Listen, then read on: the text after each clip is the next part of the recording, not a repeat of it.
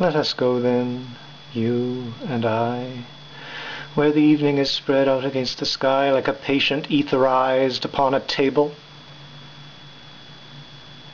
Let us go through certain half-deserted streets, the muttering retreats of restless nights in one-night cheap hotels and sawdust restaurants with oyster shells. Streets that follow like a tedious argument of insidious intent to lead you to an overwhelming question. Oh, do not ask, what is it? Let us go and make our visit.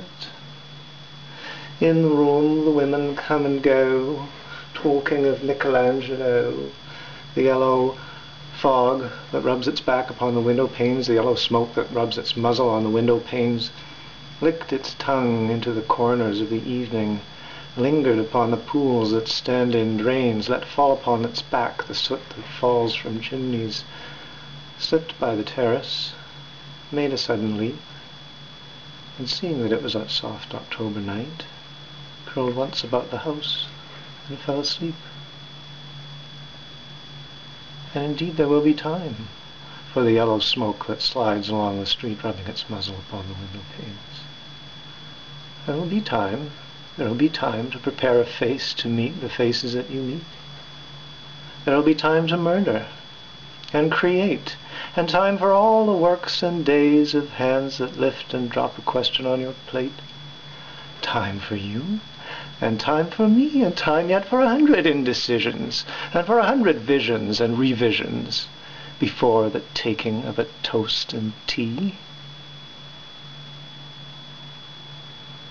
In the room, the women come and go, talking of Michelangelo.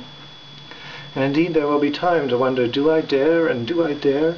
Time to turn back and descend the stair with the bald spot in the middle of my hair.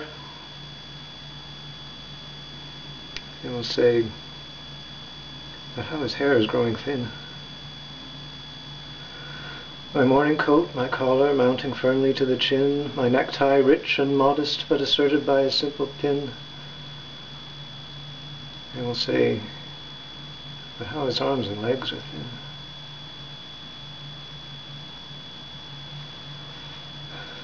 Do I dare disturb the universe? In a minute there is time for decisions and revisions which a minute will reverse. For I have known them all already, known them all.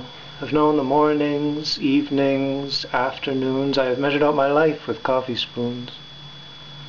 I know the voices dying with a dying fall beneath the music from a farther room. So how should I presume? And I have known the eyes already, known them all. Eyes that fix you with a formulated phrase, and when I am formulated, sprawling on a pin, when I am pinned and wriggling on the wall, how then shall I begin to spit out all the butt ends of my days and ways? And how should I presume? And I have known the arms already, known them all. Arms that are white and braceleted and bare, but in the lamplight, downed with light brown hair. Is it perfume from a dress that makes me so digress? Arms that lie along a table or wrap about a shawl? And should I then presume? And how shall I begin? Shall I say, I have walked the lonely streets at night and seen the smoke that rises from the pipes of lonely men in shirt sleeves leaning out of windows? I should have been a pair of ragged claws scuttling across the floors of silent seas. And the afternoon, the evening, sleeps so peacefully, smoothed by long fingers, asleep, tired. Or it malingers, stretched on the floor, here beside you and me. Should I, after tea and cakes and ices, have the strength to force the moment to its crisis? But though I have wept and fasted, wept and prayed, though I have seen my head, grown slightly bald, brought in upon a platter, I am no prophet, and here's no great matter. I have seen the moment of my greatness flicker, and I've seen the eternal footman hold my coat and snicker, and in short, I was afraid.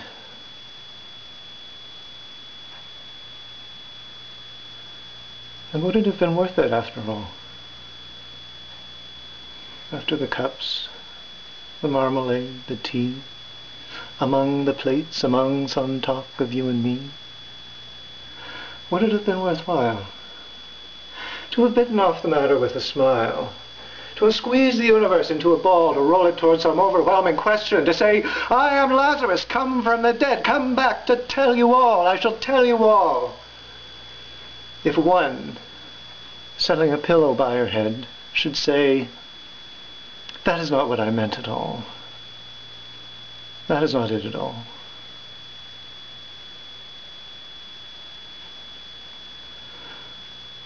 And would it have been worth it after all?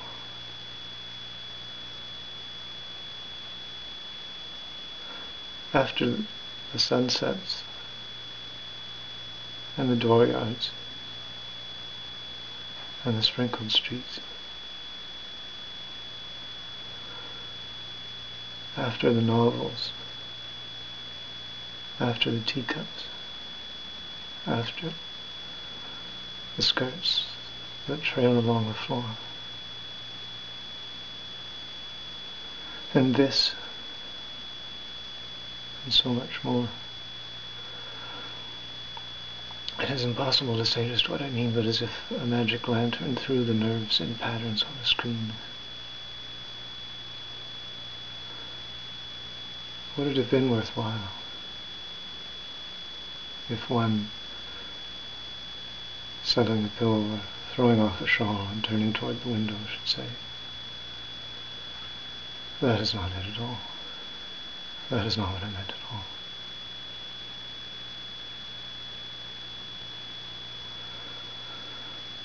No, I am not Prince Hamlet, nor was meant to be. I am an attendant lord, one that will do to swell a progress, start a scene or two, advise the prince, no doubt an easy tool.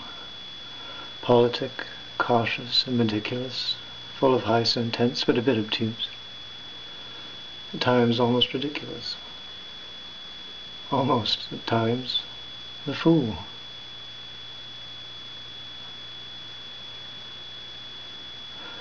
I grow old, I grow old. I shall wear the bottoms of my trousers rolled. Shall I part my hair behind? Do I dare eat a peach? I shall wear white flannel trousers and walk along the beach. I have heard the mermaids sing, each to each. I do not think that they will sing to me. I have seen them riding seaward on the waves, combing the white hair of the waves blown back, where the wind blows the water white and black. We have lingered in the chambers of the sea, by sea girls wreathed with seaweed red and brown, till human voices wake us, and we drown.